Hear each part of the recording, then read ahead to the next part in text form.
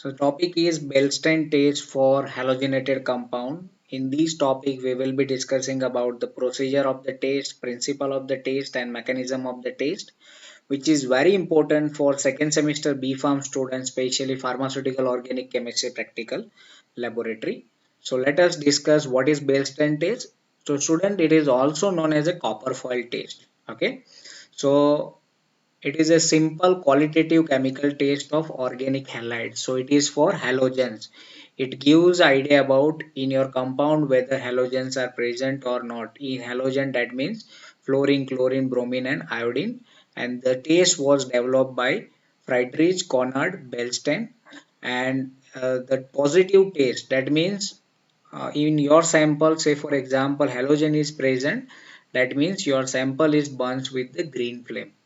So positive taste is indicated by green flame caused by the formation of the copper halide. How these copper halide is formed that we will discuss in mechanism part.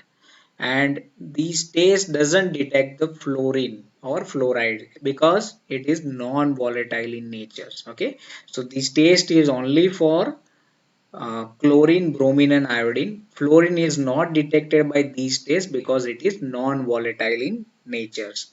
And certain organic compound like urea, thiourea and some amide, though they doesn't having a halogen in its structure, but this compound gives Bilstein test positive. So these are some exceptions that you have to remember for your Viva.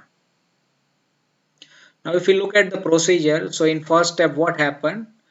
You have to oxidize the copper wire to form a copper oxides. Okay, so in outer flame you have to oxidize your copper wire which is turns to copper oxides, then deep copper wire in the solution containing your organic compound, and again burn the copper wire on the flame. So if halogen is absent, then your copper wire is burnt with red flame that gives a negative taste, and if your copper wire is burnt with the green flame, that means halogen is present and that gives a positive taste. So this is the procedure for the Bellstein test.